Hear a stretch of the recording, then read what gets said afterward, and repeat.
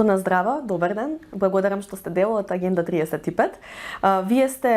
правник по професија. Како ги толкувате или како гледате на најновите случувања во оваа област, особено после измените на кривичниот законник?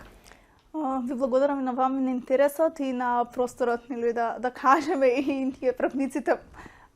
малку, а многу да речам. Во овој дел мислам дека ние како невладени организации кои што работиме на полето на правосудство бурно реагиравме, особено и со донесувањето на измените на кривичниот законник и така и после донесувањето нови измени кои што навистина имаат сериозни последици, кои што многу малку беа и анализирани од страна на државата пред да ги донесат овие измени. Па и немаше време. Многу експресно навистина беа донесени. И како Blueprint група, група на организација неформално која што работиме заедно во полето на правосудство, истапивме од работната група за изработка на новиот кривичен законник токму поради ова, заради тоа што ова беше чин на поткопување на владењето на правото во нашата држава, која што тек сега почнуваме да ги гледаме последиците со тоа што застаруваат предмети,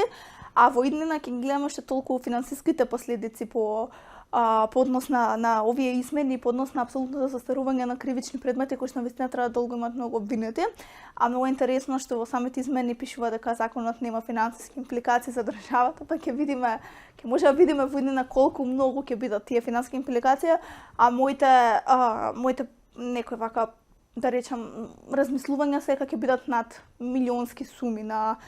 евра трошоците кои што државата ќе треба да ги сноси по однос на овие импликации, а уште повеќе што многу повешно освен финансиската импликација кои што навистина се значени, сепак би сакала да кажам пораката која што се праќа со овие измени, а тоа укажува дека која е целта, затоа што ова е политичка одлука со овие измени и навистина поставува прашање на дали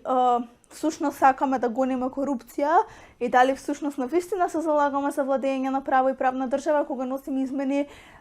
под европско знаменце, што исто така е проблематично. Многу е значено дека и извештајот на Европската комисија исто тоа го препознава и за самите измени за носењето на законот со европско знаменце. Која е пораката што сакаме да го кажеме, дали дека корупцијата едноставно и гонењето на високи представници на власта и на корупционери останува неказната и тоа е целта на однесувањето, или навистина ќе дадеме порака дека сакаме корупцијата да се сузбие и нешто да направиме нели во државата што ќе значи владење на право и правна држава. Да, освен цената што ќе ја платиме од аспект на уривање на довербата која што и онака е ниска во правосудството, има и финансиска реална цена мерена во пари, аспект кој што не многу беше отворен при анализата. Вие како Blueprint група и поединци од вашата група навистина остро застанавте против овие измени, но од друга страна видовме и правнички толкувања кои што велеа дека апсолутно се на линија овие законски измени со поголема казнивост и особено конфискација на имот, дека ќе помогнат конфискацијата на некој начин. Колку мислите дека држат тие тези? Знаете како, ако идејата е дека ќе се намалат казните, ќе се зголеме конфискацијата, ние не стоиме на таа идеја и не сметаме дека тоа е правилна идеја. Неспорно е дека потребно е да се во една легислатива да се стави нели конфискацијата на имот и да се изработи закон како што е и предлог законот за граѓанска конфискација на имот, која што е моментално активен процес на изработка, од кој што ние исто така истапивме од работната група за изработка на тој закон, затоа што сметаме дека нашето учество во работни групи за изработка, особено на закони кои што се од суштинско значење, мора да биде суштинско. Не можеме ние само фактички да учествуваме во некои процеси, само точно само за да му дадеме легитимитет на некој си процес, затоа што навистина поседуваме и експертиза и знаење и искуство кое што може да и не може, него и допренесуваме и такако во самите измени, затоа што еве на пример конкретен пример ќе дадам. Измените на кривичниот законник последни вклучува и одредби кои што се однесуваат на животната средина. Одредбите за животна средина де факто беа предлог и граѓанските организации дадоа голем придонес во самата работна група за изработка на новиот кривичен законник. И од тука се поставува прашање зошто токму тие две измени, односно измената на овие 3 коруптивни кривични дела и измената за кривичните дела за заштита на животната средина беа ставени во еден кош и донесени под една знаменца. Одговорот е дека образложението може да си го дадат за измените кои што се однесуваат на заштита на животната средина, а овде нема никакво образложение што и во самите текстови се гледа. И концептот на тоа дека ако ги намалиме казните, ќе придонесеме за поголема конфискација е за нас малце треба да се постави прашање дали е тоа вистински концепт и вистинската призма низ која што треба да ги гледаме работите. Зошто? Затоа што моментално и сега имаме легислатива која што нуди опции за конфискација на имот. Прашањето е колку и дали таа доволно се применува или не се применува во пракса. Неспорно е, повторно ќе кажам, дека потребни се измени и потребно е донесување на нов закон, но вистина тоа треба да биде еден процес кој што ќе биде широко, нели, ќе опфаќа сите застигнати страни, сите ќе имаат доволно време за да може да направат анализа и да дадат соодветни предлози. Така, овие работни групи кои што се формираат, каде што се вклучуваат представници на граѓанскиот сектор, се поставува прашањето ако најрелевантните организации и експерти се повлечат со образложение дека не сакаат да бидат декор, одбиваат да бидат декор, тогаш која е потребата од постоењето на тие работни групи, дали воопшто имаат некаква смисла ако таму соберете само истомисленици кои што ќе ја поддржат одлуката, да речем, на влада? Тоа е проблемот на мислењето, да речеме, на политичките партии, затоа што ние и политичарите имаме дефинитивно различни ставови за некои прашања. Зошто? Токму од практичен пример дека учеството во работни групи и создавањето на работни групи не е само де факто му даде легитимитет на некој процес. Навистина ние треба да придонесеме кон унапредување на легислативата, со тоа унапредување и заштита на човековите права и на сите оние права кои што се засегнати со конкретниот закон кој што се носи. Непотребни се работни групи кои што ќе постојат само на хартија и каде што ќе членуваат представници на некои државни институции. Навистина е потребно да учествува и невладиниот сектор, но и академската заедница, сите оние релевантни чинители кои што навистина ќе му дадат суштина на постоењето на една работна група и на крај ќе се испродуцира една легислатива која што значително ќе го напреди системот. Затоа што ние во минатото сме биле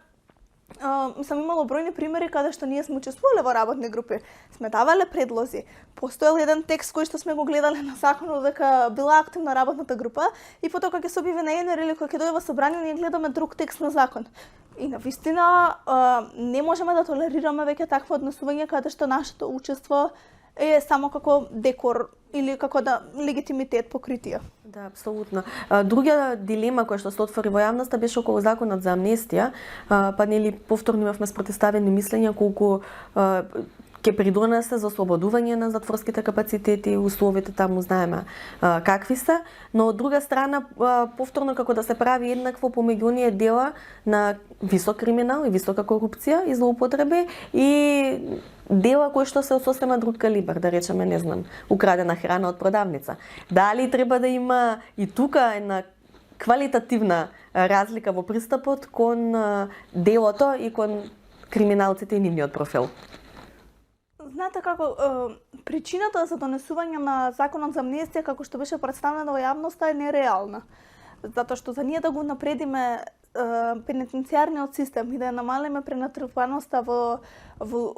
установите и да обезбедиме реинтеграција на осудени лица, навистина треба еден поразличен системски однос кон ова прашање, затоа што ова е една комплексна тема која што не можеме да решиме со закон за амнестија, ниту ништо ќе успееме да придонесеме со ваков закон. Точно дека постојат бенефити од амнестијата и тоа како алатка стои во правниот систем. Но кога објаснуваме зошто би носеле таков закон, навистина мора да имаме тоа да го покриеме легитимно. Причините поради кои што беа објаснети не може да ги исполниме со носење на овој закон од проста причина затоа што ние имаме над 2000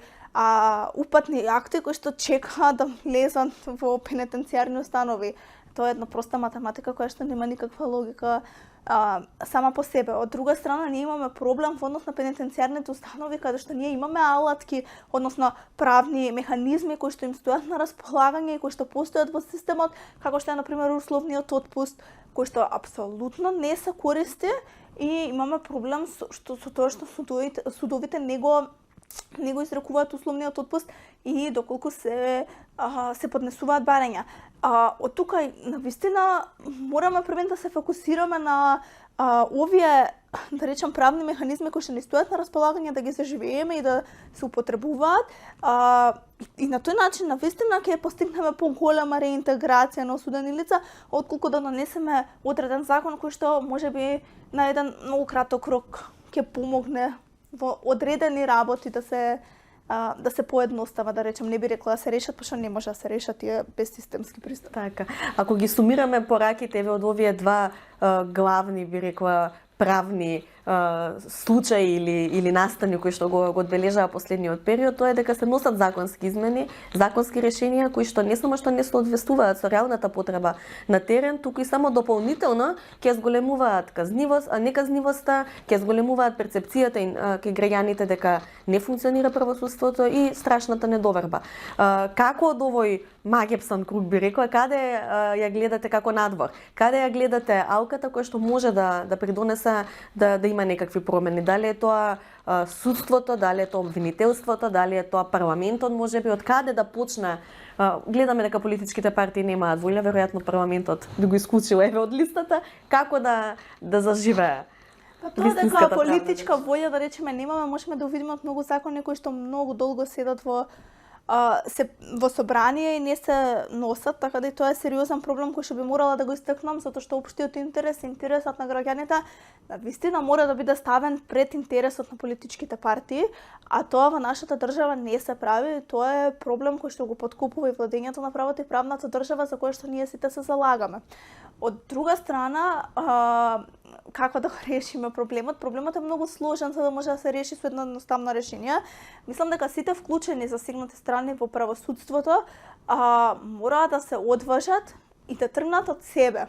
Што значи тоа? Тоа значи дека секој обвинител, судија, адвокат, член на судски совет, член на совет на јавни обвинители, сите оние, па и ние како невладени организации, да речем, кои што на некој начин директно или индиректно, почнувајќи од оние кои што се директно вклучени во правосудството и во правораздавањето, мора да тргнат од себе, од личниот интегритет, да се одважат, индивидуално да се одважат, за да можат навистина да направат некоја промена и да ја вратат довербата на граѓаните во правосудството, затоа што неказнивоста во општата неказнивост која што постои во нашата држава, мислам дека на сите ни е добро позната и никој општата недоверба која што постои исто така е сериозен проблем со кој што се соочуваме, затоа што ние имаме сериозни проблеми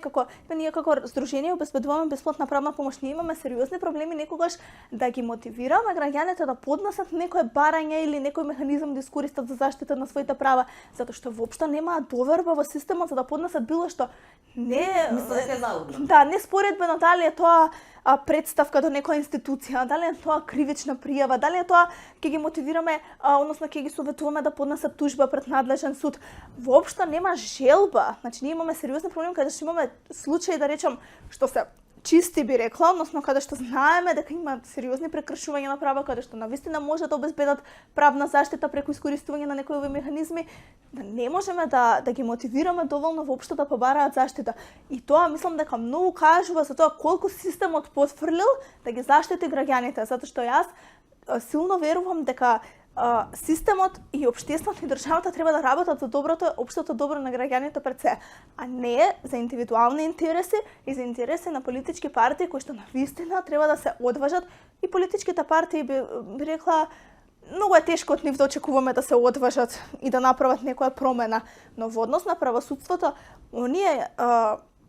да речам представници на правосудните органи, оние судии и обвинители, службеници кои што работат во правосудните органи, членови на совети, тие навистина мораат да покажат личен интегритет и да се одважат во овие ситуации, каде што јас не знам како лично нив не ги засега и не чувствуваат срам, да речам, честно исклучаци секако, но како не чувствуваат срам од ситуацијата во која што се наоѓа правосудниот систем во нашата држава. Последното прашање ми е за вас лично, како млад правник, колку оваа ситуација или оваа ерозија на целиот систем ве мотивира или ве демотивира и како вие се чувствувате да работите, да творите, да градите кариера во едни вакви услови? Морам да кажам предизвикувачки, но не би било фер, особено јас, познавајќи се нели себе си и тргнувајќи од себе, пошто е лично прашањето, не можам да кажам дека ме демотивира, затоа што да ме демотивира воопшто нема да го работам тоа што го работам. Сметам дека секој од нас кој што сака да речеме да живее тука и сака да придонесе за едно подобро општество и за држава во која што ќе владее правото, во која што ќе постои казнивост на корупцијата, во која што навистина ќе зборуваме за една правна држава, мора да придонесе на некој начин. Секако секој соодветен да си го најде соодветниот начин кој што за себе најмногу му одговара. Дали е тоа преку активистички пристап, дали е тоа преку правно советување и застапување на граѓани, дали е тоа преку вклучување во самите правосудни органи, па секако може да е тоа и политичко вклучување, нели секако. Сакам да кажам дека секој од нас мора да се мотивира нешто да направи и на некој начин да придонесе за подобрување на системот, затоа што ако сме ние демотивирани и ако се откажеме од се, тогаш навистина нема поента се тоа. Јас навистина разбирам фрустрацијата кај многу млади, особено кај младите би рекла, за желбата да си отидат од државата, да не живеат во овој систем, затоа што навистина е трул, би рекла, и мора многу да се направи за да се унапреди. Ама ако ние се откажеме, тогаш не можеме да очекуваме никакво подобрување, а тоа би значило сите да земеме и да се спакуваме. Ако на некој тоа му е целта, слободно секако и ден денес сите го прават, тоа гледаме, но на сите оние кои што веруваме дека може нешто да се направи и имаме желба нешто смениме и тука да живееме, тогаш навистина сметам дека не можеме да се демотивираме целосно, колку и некои ситуации да не фрустрираат и да не демотивираат. Јас секогаш би кажала дека поише ме фрустрираат него што ме демотивираат. Благодарам за одговорот, ви посакувам многу успех. Ви благодарам и вам.